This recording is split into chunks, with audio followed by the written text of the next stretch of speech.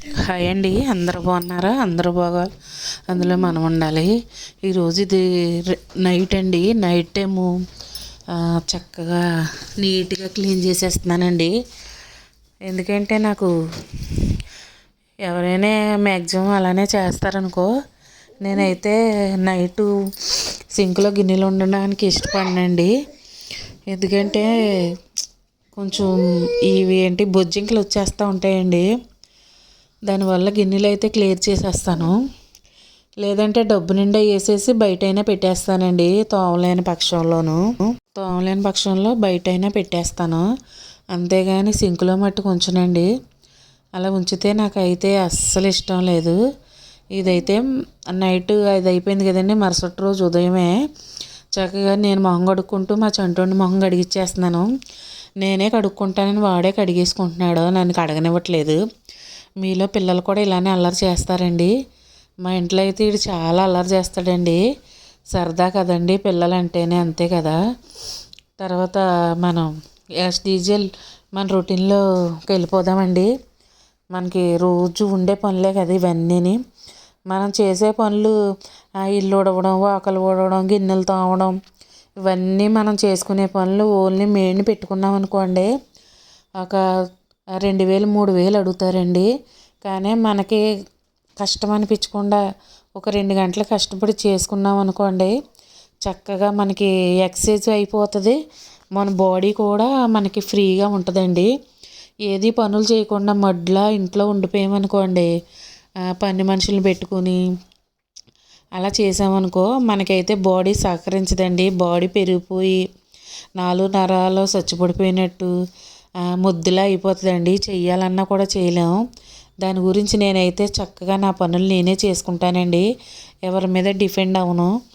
నా వర్క్ నేను టకటకా చేసుకుని వెళ్ళిపోతాను. వంటే కాదు, గిన్నెలే కాదు, తుడవడమే కాదు, ఏదైనా సరే. తర్వాత రాత్రి పప్పు నానబెట్టానండి. ఇడ్లీకి పిండి లేదని చక్కగా దాన్ని కడిగేసుకుంటున్నాను. నేను పొట్టు మినపప్పు నానబెడతానండి, కానీ అక్కడక్కడ కొంచెం ఒక్కొక్క పొట్టు ఉండేలాగా కడుగుతాను అనమాట. మరీ క్లీన్గా నీట్గా అయితే కడిగాను. ఎందుకంటే చెప్తాను వినండి. నాకు రొంప బాగా ఉంది ఫ్రెండ్స్, గొంతు కొంచెం మాట్లాడుతున్నాను కానీ ఏదో అలా ఉంది. పప్పు గ్రైండర్లో వేసేసానండి. వేసిన తర్వాత గ్లాస్ మినపప్పుకి 3 గ్లాసులు 2 గ్లాసులన్నర అలా పోస్తాను. నేనైతే 2 గ్లాసులు పప్పు వేసాను.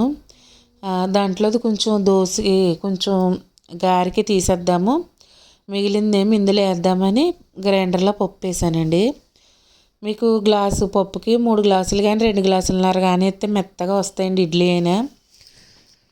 నేనైతే ఈరోజు ఆవిరి కూడా వేద్దాం కదా అని అవన్నీ గిన్నెలు తోమాలని తోమకుండా చిన్న ట్రిక్తో ఒకే గిన్నె అవ్వేలాగా చక్కగా ఒక గిన్నెలో 2 వండుకునేలాగా చేశాను. చూడండి, చక్కగా పిండి అంతా నలిపోయిందండి.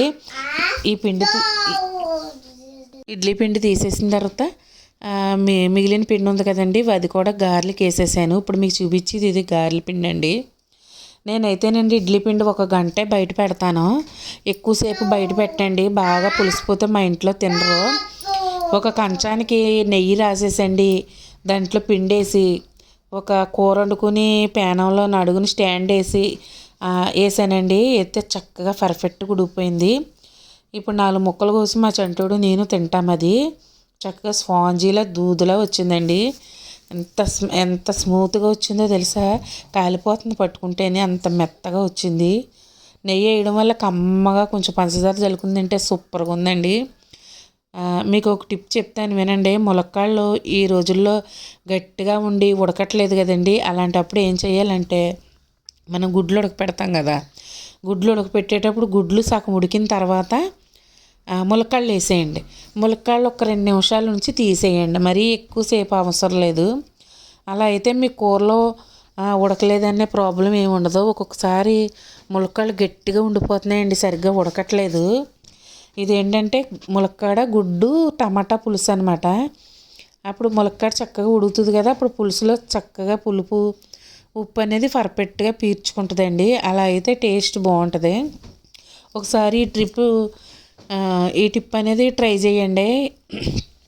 చక్కగా గుడ్లన్నీ ఏగిపోయినాయండి. ఏగిపోయిన తర్వాత నేను పసుపు వేసి వేపాను కదండి, కొంచెం ఉప్పు పసుపు వేస్తే అంటుకోవన్నమాట. ఇందులో ఎండుచేప వేసుకున్నా కూడా బాగుంటుంది, కానీ నా దగ్గర ఎండుచేపలు అవి లేవు. కొంచెం మెంతులు, జీలకర్ర, కరివేపాకు వేసానండి. మెంతులు వేయడం వల్ల పులుసు అనేది టేస్ట్ చాలా బాగుంటుంది. మీ దగ్గర మెంతిపిండి ఉన్నా కూడా వేసుకోండి. నా దగ్గర మెంతిపిండి ఉంది, కానీ నేను మెంతులు జీలకర్ర వేసాను. ఆ ఫ్లేవర్ అయితే బాగుంటుంది. మెంతులతో పులుసు ఫ్లేవర్ చాలా బాగుంటుందండి. ఒకసారి ట్రై చేయండి. ఇలా ములక్కాడలు మాత్రం వేయడం అస్సలు మర్చిపోకండి. ఒకసారి వేసి ఎలా వచ్చిందనేది కామెంట్లో చెప్పండి. ఉల్లిపాయలు, ఉప్పు, పసుపు వేసాను కదండి, బాగా మగ్గిన తర్వాత ములక్కాడలు వేసానండి. వేసి ఒక 1/2 నిమిషం అటు ఇటు తిప్పి దాని తర్వాత మనం ఈ టమాటాలు ఉన్నాయి కదండి, టమాటాలు వేసేసుకుందాం. టమాటాలు 1 నిమిషంలో తొందరగానే సాఫ్ట్గా అయిపోతాయండి. నేను ఒక 2 టమాటాలు తీసుకున్నాను పులుసు కాబట్టి. చక్కగా ములక్కాడలు మనం ముందుగానే ఉడకపెట్టాం కాబట్టి దీంట్లో ఎక్కువ టైం ఉడకాల్సిన అవసరం లేదు. 1 నిమిషం అటు ఇటు తిప్పుకుంటే టమాటాలు సాఫ్ట్ అయ్యే వరకు సరిపోతుంది. అలా తిప్పానండి, బాగా అన్నీ మగ్గనియ్యి. చింతపండు గుజ్జు తీసి పక్కన పెట్టుకున్నాను నేను. ఇవి బాగా మగ్గిన తర్వాత ఇందులో మనకి సరిపడగా కారం వేసుకుని, పులుసు అంటే ఆబ్జెక్ట్లీ కొంచెం కారం ఎక్కువే పడుతుందండి. పులుసులో కొంచెం పులుపు, కారం అన్నీ బాగానే పడతాయి. నేనైతే కొంచెం చిన్ని బెల్లం ముక్క కూడా వేస్తానండి పులుసులోను. మాకైతే అలా వేస్తేనే దాని టేస్ట్ అనేది బాగుంటుంది. అదిగో చూసారు కదా, ఇప్పుడు వేసాను చిన్ని ముక్క. అలా వేస్తే పులుపుని బ్యాలెన్స్ చేసి మా వాళ్ళకి చాలా ఇష్టమండి. ఆ తర్వాత గుడ్లు వేసాను. చూసారా నాకు ఒక్కృతి అట్లా దాన్ని నూనె ఉండిపోయిందా, నా నూనె కూడా వేస్ట్ అవ్వకుండా ఆ కూరలో వేసేస్తున్నానండి. కూర అయితే సూపర్ వచ్చిందండి, పుల్లగా అక్కడక్కడ స్వీట్నెస్ తెలుస్తూ. టమాటా పులుపు, ములక్కాడ, గుడ్డు పులుసు అంటే ఆహా ఏమి రుచిరా అనవలసిందండి. ఉప్పు సరిపోలేదు, కొంచెం ఉప్పు మళ్ళీ కరివేపాకు వేసి దించేసానండి. సూపర్ అంటే సూపర్ వచ్చింది. హాయ్ అండి, నేనైతే పండగకి ఏమేమి శారీస్ తీసుకున్నాను అనేది మీకు చూపిస్తాను. ఒకసారి వీడియోలోకి వెళ్ళి చూసేయండి. పండగ టైంలో అయితే నేను చూపించలేదు, ఇప్పుడైతే చూపిస్తున్నాను. తప్పకుండా చూడండి. వీడియో లాస్ట్లో చూపిస్తాను. తీసుకున్నాను. ఇది నెట్ ఫ్యాబ్రిక్, సూపర్ నెట్ బాగుంది.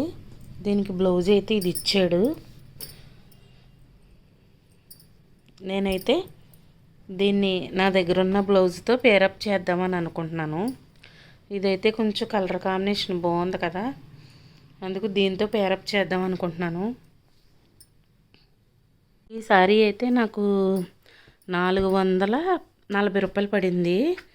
ఇదిగో 439 రూపాయలకి వచ్చిందండి నాకు ఈ సారీ అయితేనే. నెక్స్ట్ ఇది తీసుకున్నాను, వైట్ అండ్ బ్లాక్ రెడ్ కాంబినేషన్లోను. నాకు ఈ కాంబినేషన్లో సారీస్ అయితే లేవు, ఇది లేవు కదా అని ఇది తీసుకున్నాను నేను. ఇది రెడ్ బార్డర్ వచ్చింది, లైన్స్ వచ్చినాయి బ్లాక్ వైటును. దీనికి బ్లౌజ్ అనేది డిఫరెంట్గా వచ్చింది, ఇలా వచ్చింది. చేతులకి అంచు వచ్చి బ్లాక్ కాంబినేషన్లో వచ్చిందనమాట. ఇలా డిఫరెంట్గా రావడం వల్ల నాకు నచ్చి తీసుకున్నాను. మా హస్బెండ్ కూడా బాగుంది తీసుకో అని అన్నారు, అందుకే తీసుకున్నాను అనమాట. సింపుల్ శారీస్ అండి. ఇదైతే నాకు 490-80 పడింది. ఇవన్నీ కళామందిర్లో తీసుకున్నాను. సింపుల్ శారీస్ అండి, నేను హెవీగా ఎక్కువ రేటు పెట్టి ఏం తీసుకోలేదు, సింపుల్గా తీసుకున్నాను. చూడండి, ఇది రెండో సారీ. ఏంటంటే ఇది కూడా అంతే అండి, 440 రూపాయలు పడింది. 2 శారీస్ 1000 రూపాయలు ఉంది, 999 అని. కానీ అక్కడ 440 రూపాయలకి ఇచ్చాడు సారీ అనేది. అదే చూపిస్తున్నాను మీకు. ఇది ఇలా వచ్చిందండి, ఆరెంజ్ రామా గ్రీన్కి ఆరెంజ్ కలర్ బార్డర్ వచ్చింది. ఇక్కడ పిచ్చుకలు పెట్లు వచ్చినాయి, సింపుల్గా ఉంది ఇది కూడానే. దీని బ్లౌజ్ కూడా సేమ్ కలర్ వచ్చింది, కానీ చేతులు కంచి వచ్చింది. ఇది కూడా సింపుల్దండి, సింపుల్ రేట్లోనే తీసుకున్నాను నేను. చక్కగా జర్నీస్ కాట్లకి బాగుంటాయి కదా. ఇలా ఇలా మనం బయటికి వెళ్ళడానికి జర్నీస్కి బాగుంటాయి. బార్డర్ వచ్చిందని సింపుల్ ఈజీ వేలో తీసుకున్నానండి. నేను తీసుకున్నవి అయితే ఇవేనండి.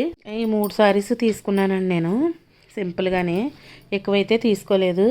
కానీ పండగకి మేము పండగ చేసుకోలేదు, అందువల్ల ఇక కట్టుకోలేదండి. కట్టుకోకూడదని కట్టుకోలేదు. ఇప్పుడు ఒకటి ఒకటి కట్టుకుంటూ ఉంటాను, ఏదో ఒకటి అకేషన్స్ ఉంటాయి కదా.